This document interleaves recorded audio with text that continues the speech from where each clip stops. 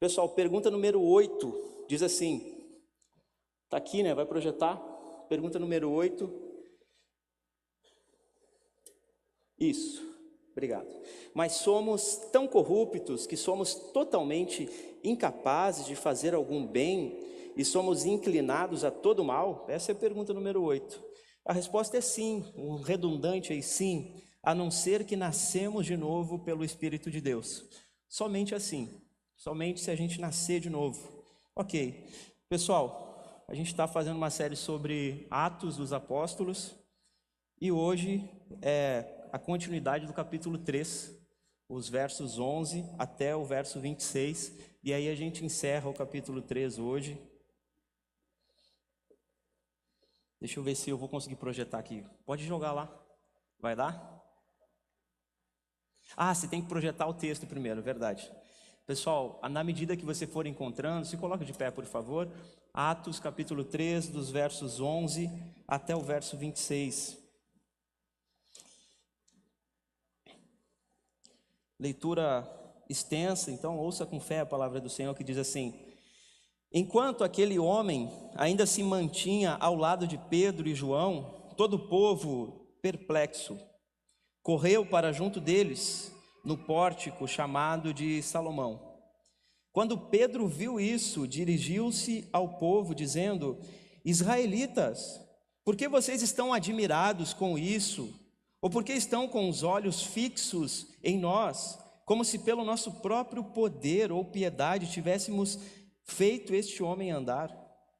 O Deus de Abraão, o Deus de Isaque, o Deus de Jacó, o Deus dos nossos pais, glorificou o seu servo, a quem vocês traíram e negaram diante de Pilatos, quando este já havia decidido soltá-lo. Vocês negaram o santo e o justo e pediram que fosse solto um assassino. Vocês mataram o autor da vida, a quem Deus ressuscitou dentre os mortos, do que nós somos testemunhas.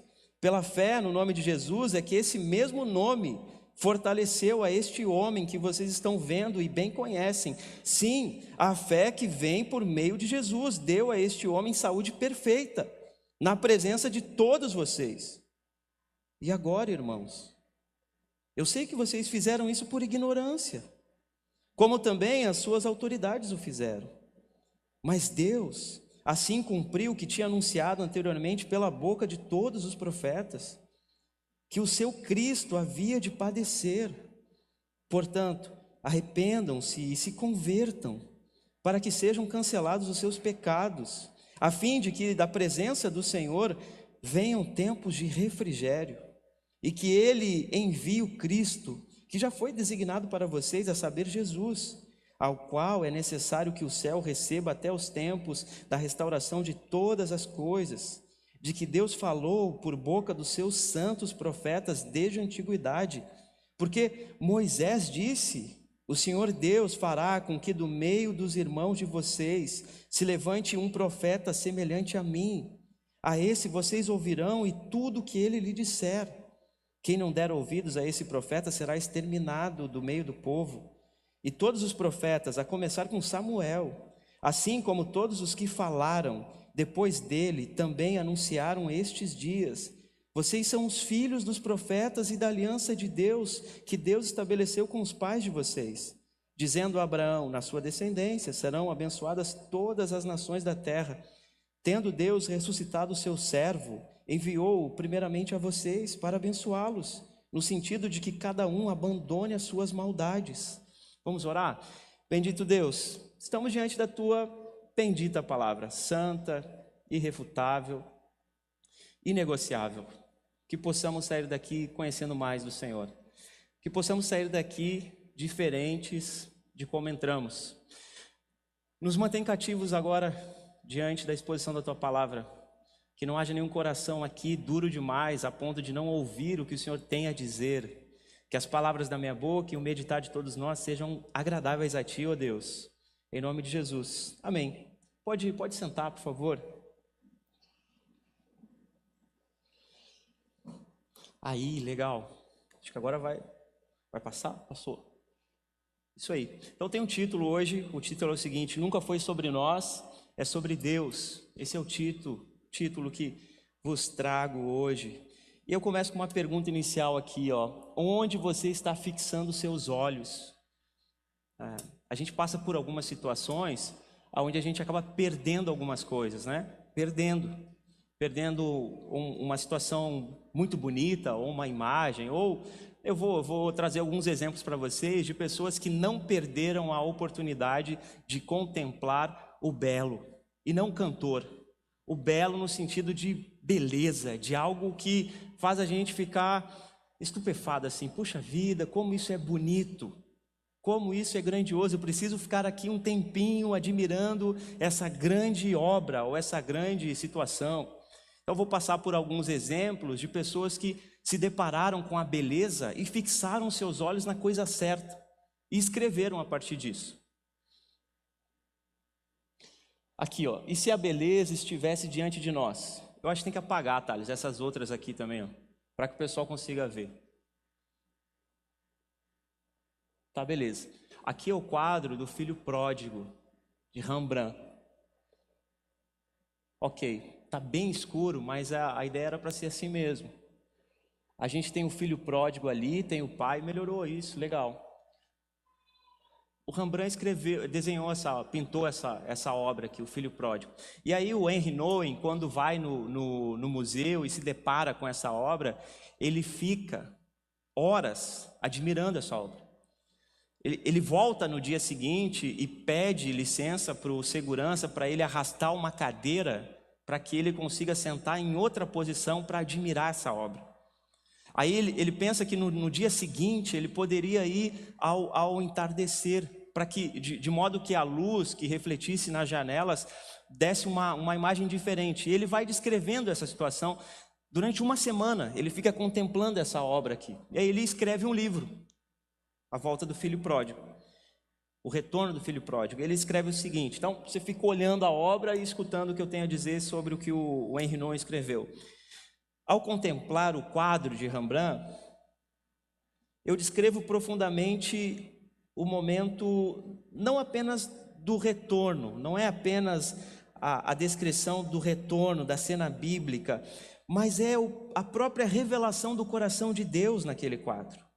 Ao olhar para o filho pródigo, ajoelhado, esgotado e quebrado, percebo que o verdadeiro centro da pintura não é o pecado do filho, mas o amor do pai. O pai não faz perguntas, não exige explicações, não impõe condições, ele simplesmente acolhe o filho. Eu percebo especialmente as mãos do pai. Não dá para a gente ter essa ideia aqui, está muito longe. Mas o Nouwen, descrevendo as mãos do pai, ele consegue perceber que uma mão é uma mão masculina e a outra mão é uma mão um pouco mais feminina. Ele descrevendo, especialmente as mãos do pai, uma forte e firme, a outra suave e terna, como se ali estivessem reunidos tanto a força quanto a compaixão de Deus. Aquele abraço que o pai dá ao filho revela algo especial. Deus não espera que nos tornemos dignos para nos amar. Ele nos recebe enquanto ainda estamos feridos, cansados e incompletos. O retorno do filho não é apenas um retorno geográfico, mas espiritual. É o movimento de sair da autossuficiência, da culpa, da distância e descansar novamente no amor do pai. E eu vejo que a verdadeira jornada cristã não é apenas ser o filho que volta, mas aprender ao longo da vida a se tornar o pai que acolhe, que perdoa e que ama sem condições. A gente está diante de alguém que se deparou com o belo e fixou o seu olhar ali e a partir dali escreveu isso. Tá, ok. Tem outro aqui.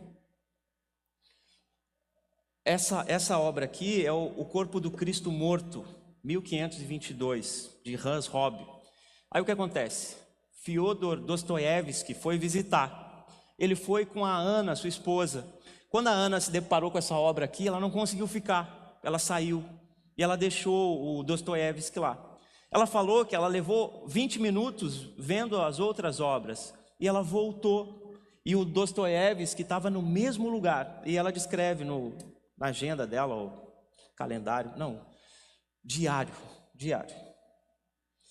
Mas o meu marido Eu não consegui ficar, mas o meu marido ficou lá. Quando voltei, 20 minutos depois, ele parecia arrasado. Ele ainda estava lá, no mesmo lugar, imobilizado. Seu rosto, emocionado, exibia uma expressão de pavor.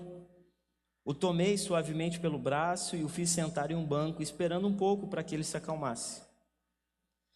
Ok, o Dostoiévski não falou nada com ela. Ele só pediu para ela que ele gostaria de voltar no dia seguinte para ver essa obra aqui. E eles voltaram. Anos depois, ele escreveu um livro chamado O Idiota.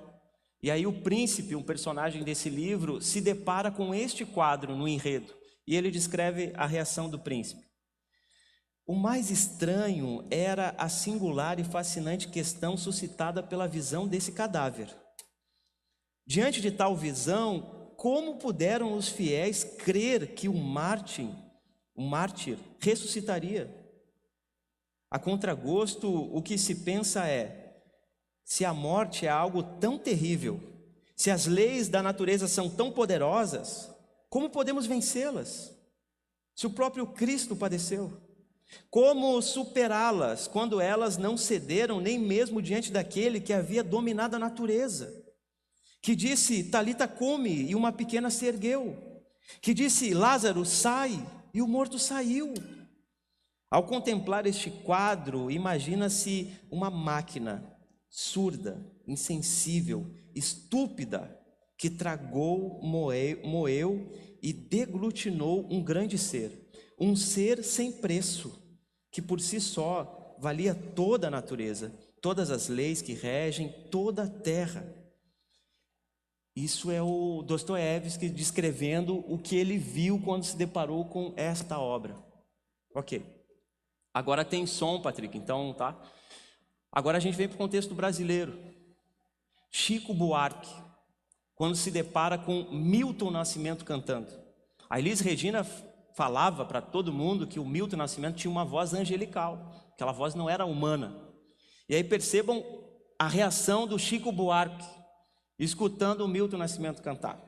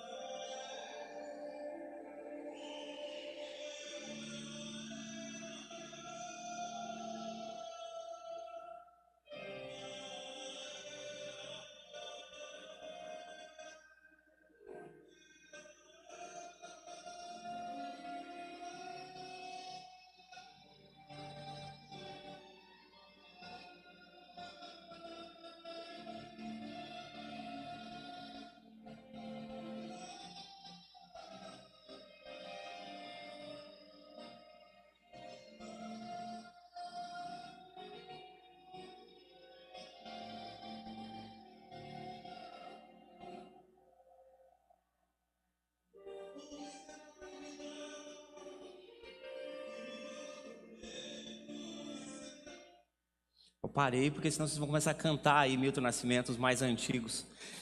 O Chico Buarque tá emocionado diante da beleza da voz do Milton Nascimento. É algo absurdo. Ok. Esse aqui é outro, deixa eu falar para vocês. Vai ter som também. Pausa esse. Vou voltar um. Voltei. O próximo é o seguinte. Um grande mestre, Joshua, alguma coisa, violinista, um dos maiores do mundo, resolve fazer um experimento social. Ele para no metrô com seu violino, com mais de 300 anos, custando aproximadamente 2 milhões de reais. Um dos maiores violinistas do mundo para no metrô, numa estação, e começa, durante 48 minutos, a tocar lá, clássicos, tocou Bach, tocou vários clássicos aí, e as pessoas não fixaram o seu olhar no que era belo. Agora a gente começa a fazer o exercício contrário, pessoas que perderam o belo, que perderam a oportunidade. Ele ficou 48 minutos, ganhou $35 das pessoas que largavam as coisinhas, 7 pessoas pararam para escutar. No final, uma menina falou assim, você toca bem. 2 semanas antes, ele tinha feito um show para mais de 3.000 pessoas, com um ingresso um pouco maior do que $35. E aí percebam agora o que acontece.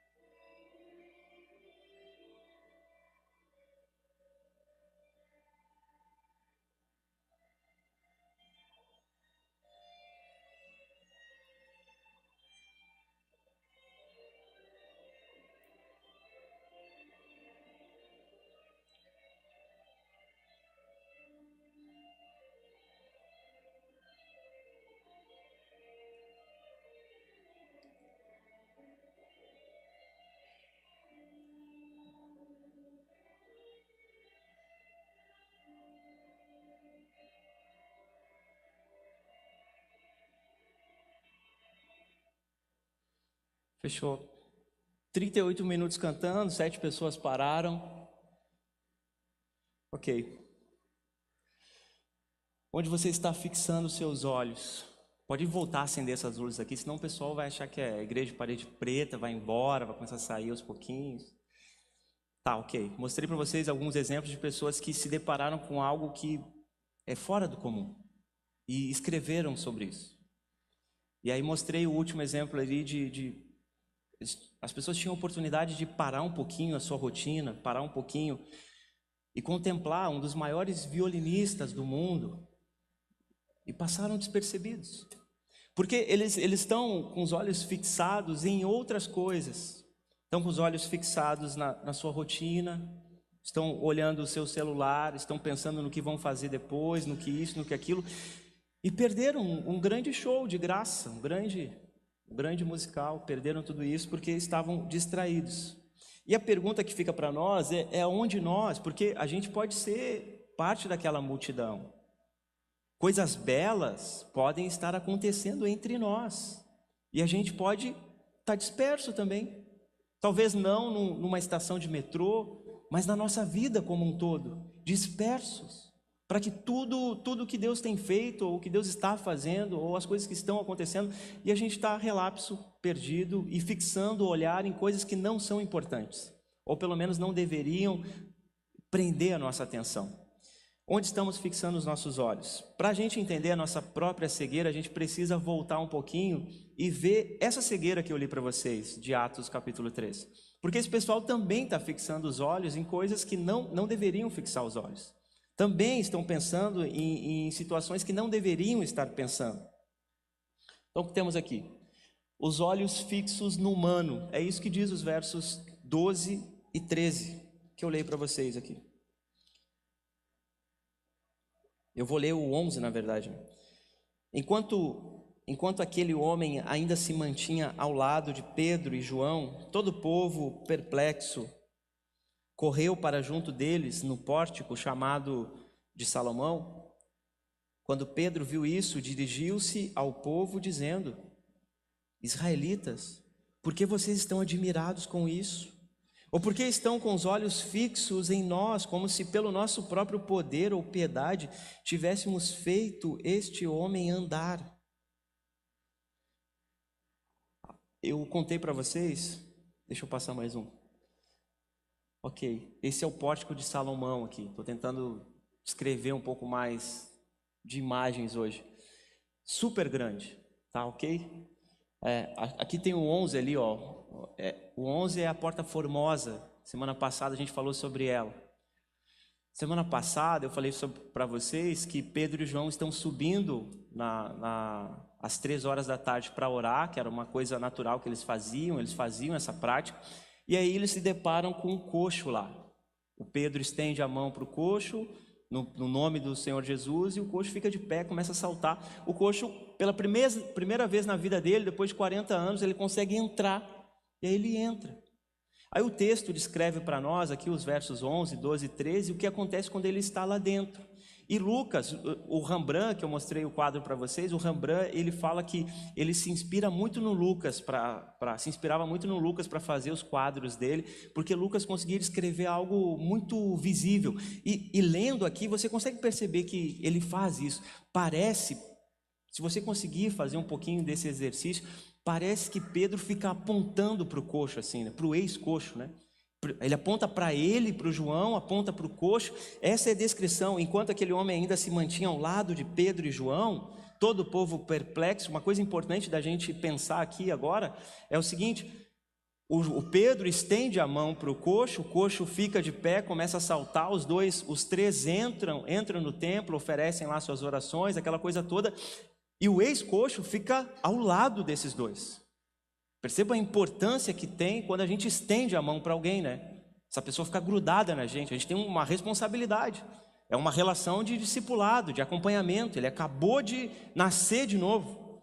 E ele está grudado em quem estendeu a mão para ele primeiro. A importância que é acompanhar as pessoas quando elas nascem de novo, quando elas começam a dar os seus primeiros passos na fé. É isso que está acontecendo aqui. O ex-coxo aqui está grudado nesses dois. E o povo conhece o ex-coxo e está todo mundo perplexo e apavorado com o que está acontecendo. Aí eles estão agora, eles já saíram da parte das orações, provavelmente eles estão desse lado aqui, ó, na parte dos gentios aqui, e aí eles estão ali, imaginem, 3 horas da tarde, aquele montaréu de gente, como no metrô ali do Joshua, todo mundo, só que está todo mundo perplexo agora. Fixaram o seu olhar no coxo. E aí começam a olhar para o coxo, e aí essa descrição que o Lucas faz, ó.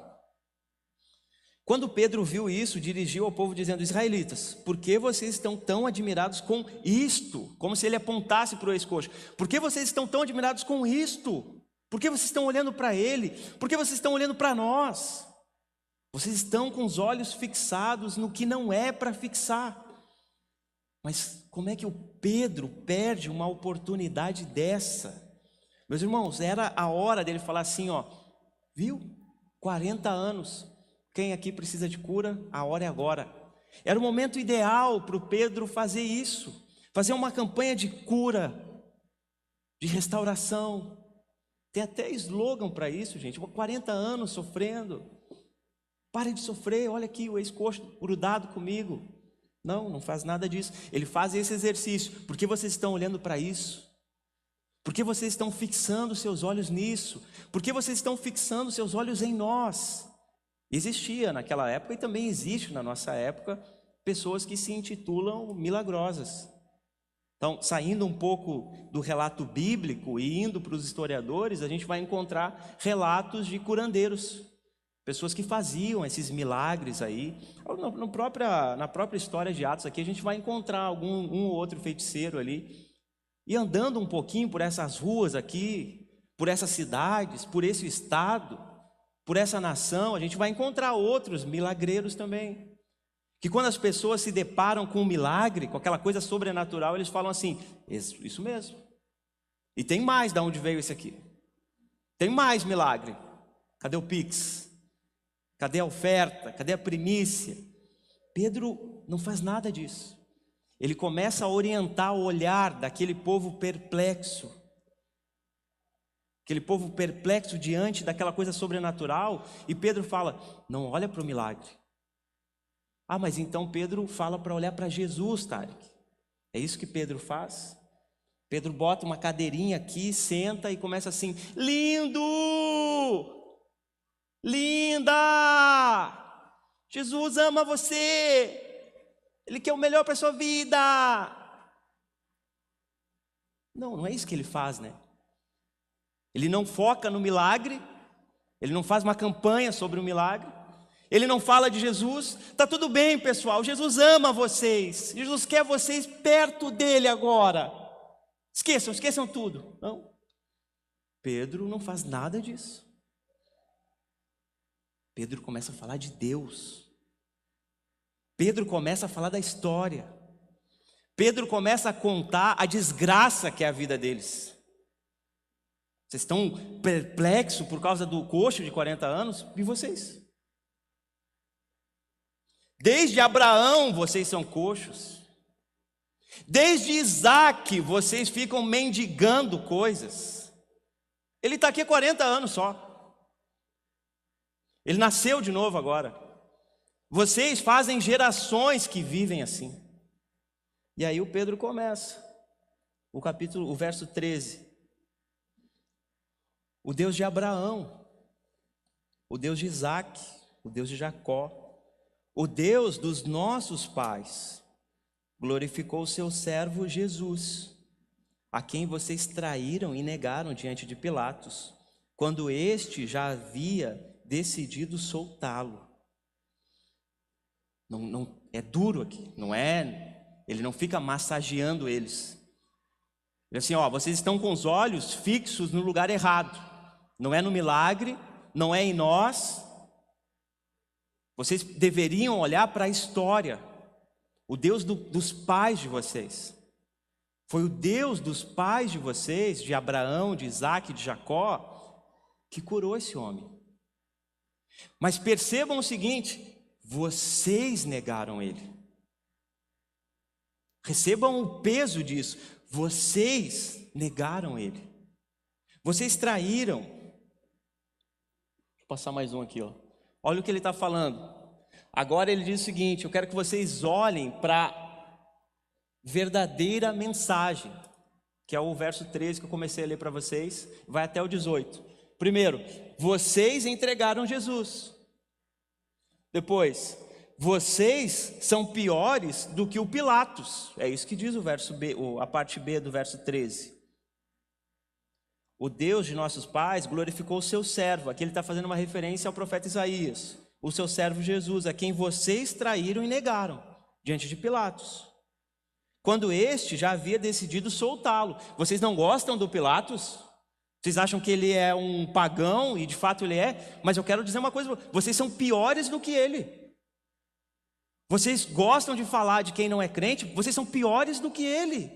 É assim que Pedro está começando a conversa dele. Aí o verso 14: vocês negaram o santo e o justo. Essas duas palavras no Antigo Testamento se referiam ao Messias o tempo todo.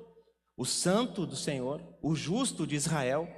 O santo de Israel, o justo de Israel, sempre era uma menção. Então ele está falando com um povo que entende a Bíblia, que entende a lei.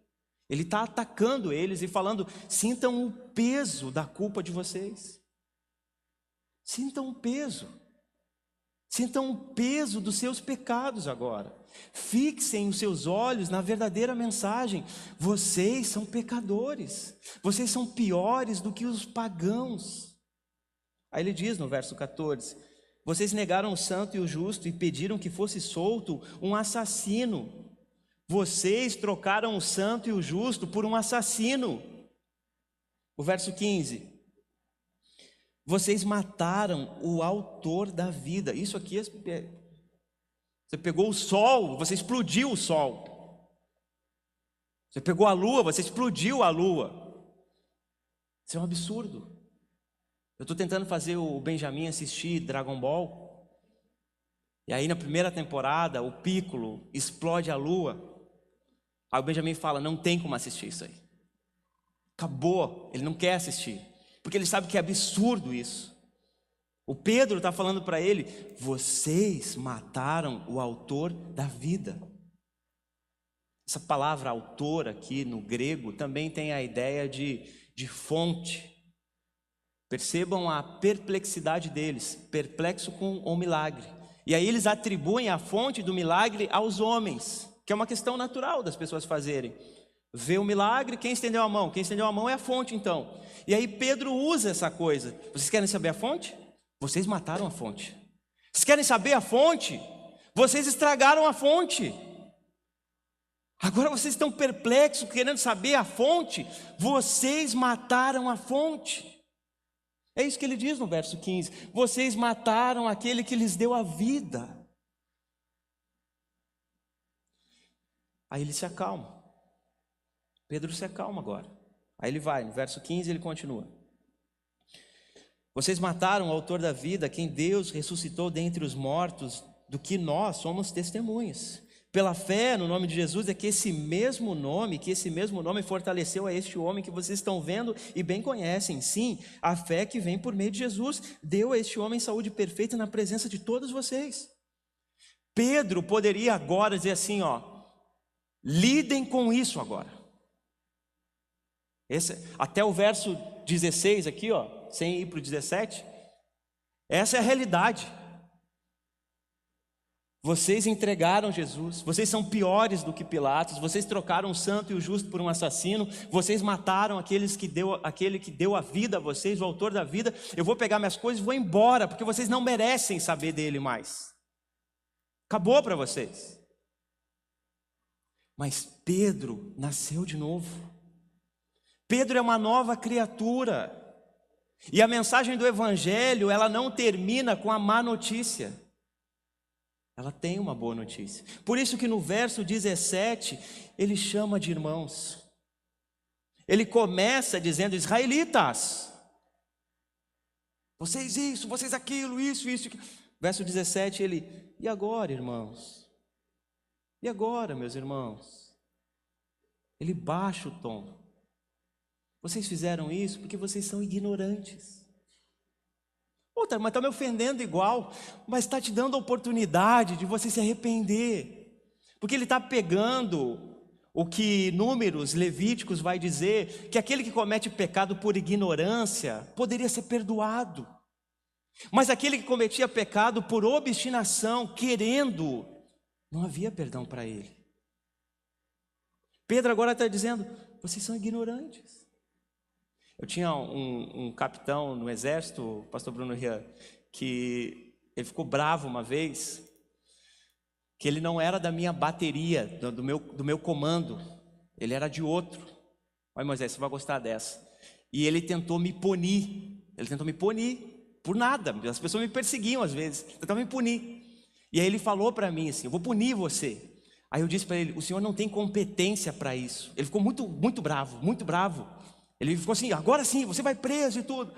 E aí eu fui falar com o comandante. Na verdade eu fui obrigado a falar com o comandante, né? O senhor pensou? Eu fui falar com o comandante. Aí sargento, como que você fala que o capitão não tem competência? Mas comandante, eu sou dessa bateria, ele é daquela bateria. Ele não tem competência no sentido de que ele não tem legalidade na bateria que eu estou. Ele precisa fazer um documento, mandar para o meu comandante de bateria e aí me punir. Aí eu saí ileso da situação. Uma palavra. Pedro está fazendo isso: vocês são ignorantes. A oração de Jesus foi respondida na cruz: Pai, perdoa eles, porque eles não sabem o que fazem. E aí Pedro está dizendo: meus irmãos, eu sei que vocês fizeram isso por ignorância, como também as autoridades o fizeram. Mas Deus assim cumpriu o que tinha anunciado anteriormente pela boca de todos os profetas, que o seu Cristo havia de padecer. Aqui a gente tem a responsabilidade humana e a gente tem a soberania de Deus, atuando juntas. Aí não me pergunte como isso dá certo. Dá certo. De alguma maneira isso dá certo. Isso não era questão para os apóstolos. Eles falavam isso e seguiam a vida. É a gente que fica tentando achar uma lógica para essas duas realidades. Mas a responsabilidade humana e a soberania de Deus caminhavam juntas desde sempre na boca dos apóstolos. E é isso que eles falam: vocês fizeram isso, essa é a mensagem real. Vocês fizeram isso por ignorância. Mas a partir desse momento aqui, eles não são mais ignorantes. E aí o verso continua. Aí do 18 até o 25, vocês não entendem a Bíblia. Ele começa a descrever essa situação. O verso 26, vocês negaram seu privilégio. O 26b, vocês são perversos.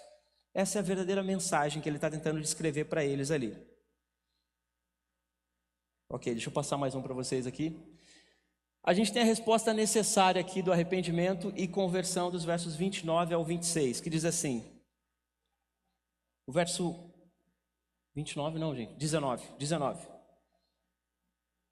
Portanto, arrependam-se e se convertam, para que sejam cancelados os seus pecados, a fim de que da presença do Senhor venham tempos de refrigério, e que Ele envie o Cristo que já foi designado para vocês, a saber, Jesus, a qual é necessário que o céu receba até os tempos da restauração de todas as coisas, de que Deus falou por boca dos seus santos profetas desde a antiguidade.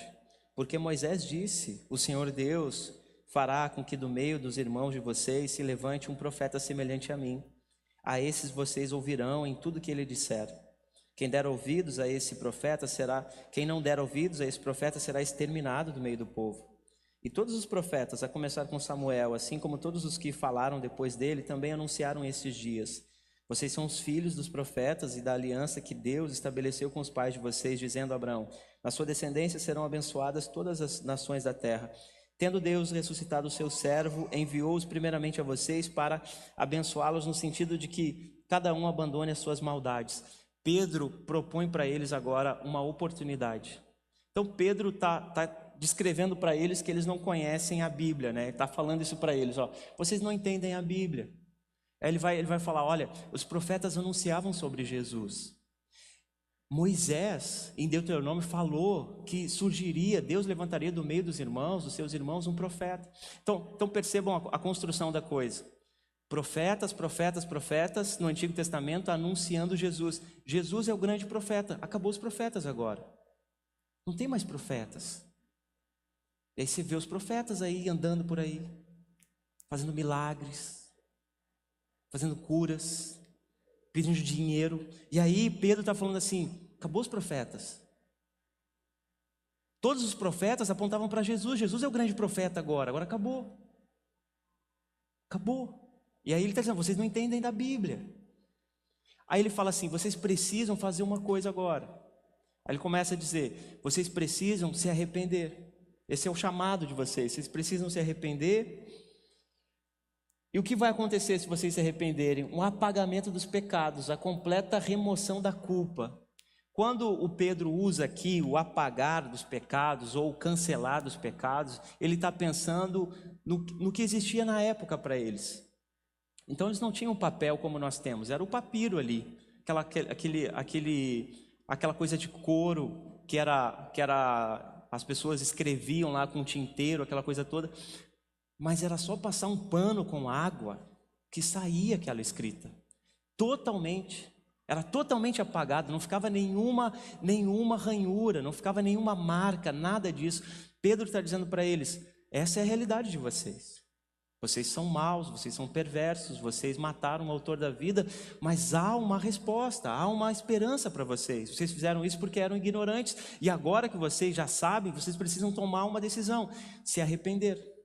E aí, quando vocês se arrependerem, os pecados de vocês serão apagados.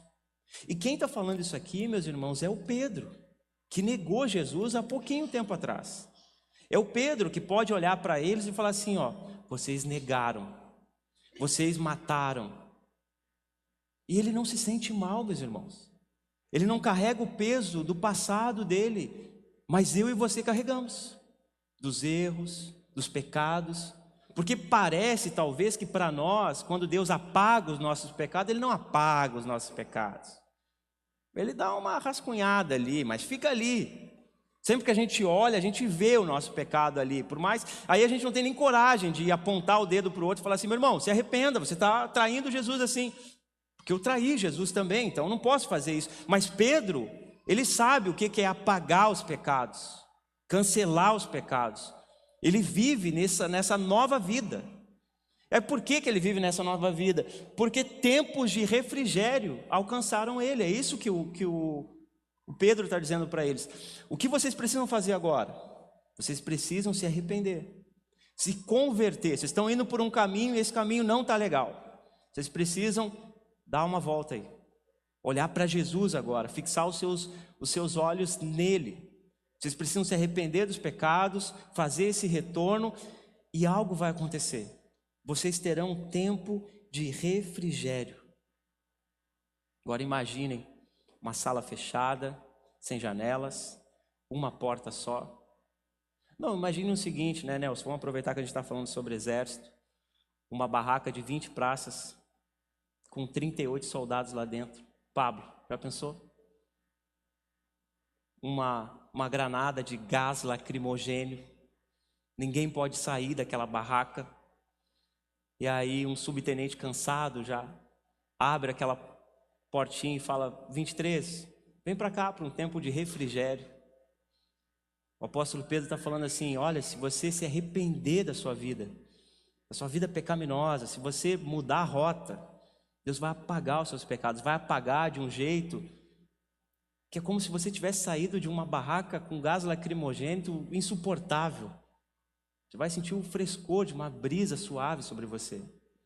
Você não vai mais sentir o peso do pecado sobre os seus ombros. Você não vai mais olhar para o seu passado e ficar assim: meu Deus, por que eu fiz tudo isso na minha vida? Eu desgracei minha vida, eu magoei fulano. Não, você vai viver um refrigério. Você vai olhar em paz para o seu passado e vai perceber que Deus foi soberano ali. Essa é a promessa do apóstolo Pedro: olha, a oportunidade está diante de vocês, vocês não são mais ignorantes, arrependam-se. Você vai viver um refrigério. Você vai olhar em paz para o seu passado e vai perceber que Deus foi soberano ali. Essa é a promessa do apóstolo Pedro: olha, a oportunidade está diante de vocês, vocês não são mais ignorantes, arrependam-se. Deus vai apagar os pecados de vocês se vocês se arrependerem. Qual a próxima coisa? Vocês vão viver um tempo de refrigério. E a terceira coisa que acontece: Jesus vai voltar, a parousia. Não é agora. Primeiro as coisas precisam se restaurar. Essa certeza de que as coisas vão melhorar, de que você não pode desistir. E agora lembra daquele, sei lá, volta 2 sermões aí, do Sísifo carregando aquela rocha. Vai acabar, Sísifo. Essa jornada de carregar a rocha vai acabar. Essa é a promessa que o Pedro está falando para eles: olha, se arrependam. Deus vai apagar os pecados de vocês, vai dar refrigério para vocês. E outra coisa, Ele vai voltar. Não vai ser essa vida para sempre de oração, doutrina, comunhão e partir do pão. Uma hora vai acabar. Todo esse sofrimento vai ter fim. Mas enquanto não tem fim, você tem momentos de refrigério. Enquanto não tem fim, você tem Deus apagando os seus pecados. Eles estão diante dessa realidade. Nós estamos diante dessa realidade. Essas palavras aqui, voltei demais. Essas palavras aqui é para nós. Nós entregamos Jesus todas as vezes que nós não andamos como deveríamos. Nós somos piores do que os Pilatos que existem por aí. Nós, meus irmãos, trocamos o santo e o justo pelos assassinos, pelos desejos pecaminosos do nosso coração. Essa é a mensagem do Evangelho, esse é o peso que nós carregamos. Porém, meus irmãos, nós somos ignorantes, mas agora não mais. E diante dessa evidência de que não somos mais ignorantes, temos que tomar uma decisão. E a decisão é essa: arrependimento e conversão. Eu tenho mais um slide para passar para vocês. Então, depois de tudo isso, o texto nos coloca diante de um momento decisivo. Não é sobre o milagre, não é sobre o Pedro, não é mais sobre a multidão, é sobre cada um responde ao que Cristo nos propõe. O mesmo Deus que revelou o problema também revelou a graça. E o autor da vida nos chama, meus irmãos, para um banquete de refrigério. E aí tem mais um slide aqui, eu acho que tem que apagar isso daqui também, que eu acho que é um vídeo. O próximo agora. Então essa pergunta, e aí o vídeo vai fazer você pensar talvez. Onde você está fixando os seus olhos?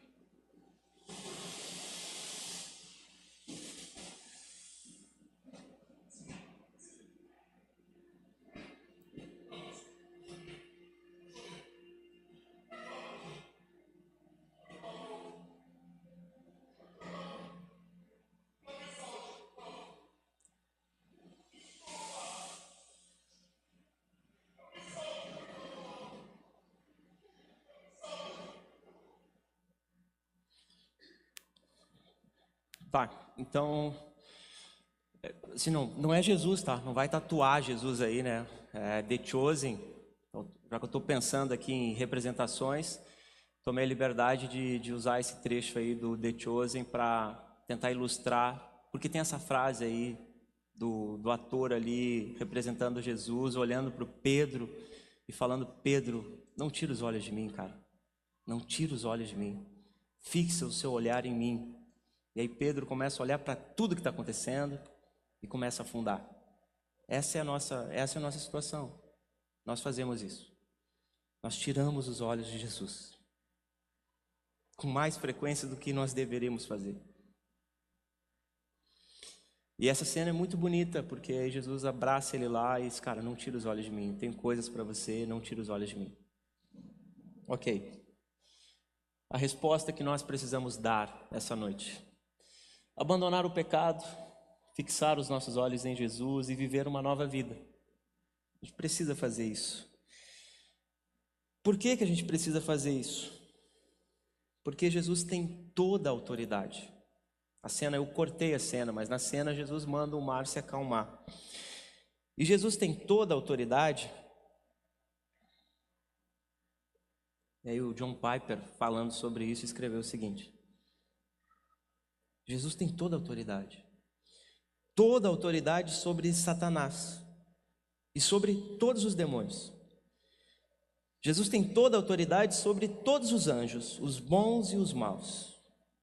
Jesus tem toda a autoridade sobre o universo natural, os objetos naturais, as leis e as forças, as estrelas, as galáxias, os planetas, os meteoritos. Jesus tem toda a autoridade sobre todos os sistemas climáticos, sobre os ventos, sobre as chuvas, sobre os raios, sobre os trovões, sobre os furacões, sobre os tornados, sobre as monções, sobre os tufões, sobre os ciclones. Jesus tem toda a autoridade sobre todos os seus efeitos, os maremotos, as inundações, os incêndios. Jesus tem toda a autoridade sobre toda a realidade molecular e atômica, os átomos, os elétrons, os prótons, os nêutrons, as partículas subatômicas não descobertas, sobre a física, sobre a quântica, sobre estrutura genética, sobre os DNA, sobre cromossomos. Jesus tem toda a autoridade sobre todas as plantas, sobre todos os animais, os grandes, os pequenos, as baleias, as sequoias, as lulas gigantes, os carvalhos gigantes, sobre todos os peixes, sobre todos os animais selvagens, todos os animais e plantas invisíveis. Jesus tem toda a autoridade sobre as bactérias, sobre os vírus, sobre os parasitas, sobre os germes. Jesus tem toda a autoridade sobre todas as partes e funções do nosso corpo humano, sobre cada batida do nosso coração. Jesus tem toda a autoridade sobre cada respiração do diafragma, cada impulso elétrico através de milhões de sinapses em nossos cérebros. Jesus tem toda a autoridade sobre todas as nações e governos, sobre congressos, sobre legislaturas, presidentes, reis, primeiros ministros e tribunais. Jesus tem toda a autoridade sobre todos os exércitos, todas as armas, todas as bombas, todos os terroristas, autoridade sobre toda a indústria, sobre todo o negócio, sobre todas as finanças, todas as moedas, autoridade sobre todo o entretenimento, sobre toda a diversão, lazer e mídia. Jesus tem toda a autoridade sobre toda a educação, pesquisa, ciência, descoberta ou indescoberta, sobre todo crime. Jesus tem toda a autoridade sobre toda a violência que já aconteceu. Jesus tem toda a autoridade sobre todas as famílias, sobre todas as vizinhanças, e Jesus tem autoridade sobre a igreja, sobre cada alma, cada momento de cada vida aqui. Jesus tem toda a autoridade de vidas vividas e vidas encerradas. Jesus Cristo tem toda a autoridade, e Jesus Cristo está com você. Vamos colocar de pé?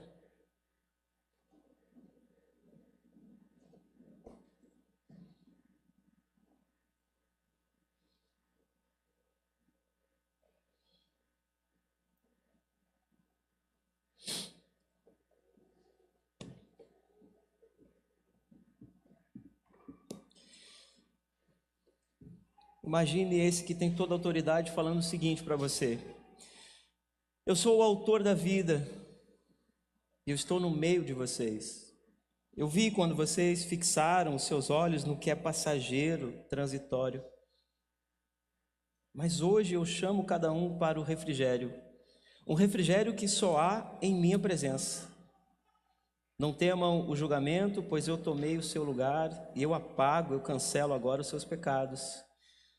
Recebam a minha bênção, não para mantê-los parados, mas para fazê-los saltar em missão. Eu os envio à frente para serem o meu aroma suave em um mundo que precisa muito. Então, meus irmãos, que abandonemos o pecado, que fixemos o nosso olhar no Senhor Jesus e que possamos viver uma vida nova a partir disso. Vamos orar? Bendito Deus, obrigado. Obrigado porque não é sobre nós e nunca foi. Nos ajuda a fixar o olhar no Teu Filho Jesus, não olhar para os temores e terrores desta vida, crendo e confiando que o Teu Filho venceu a morte, está sentado ao seu lado e tem toda a autoridade. Nos faz confiantes, Pai, nessa verdade. Em nome de Jesus, amém.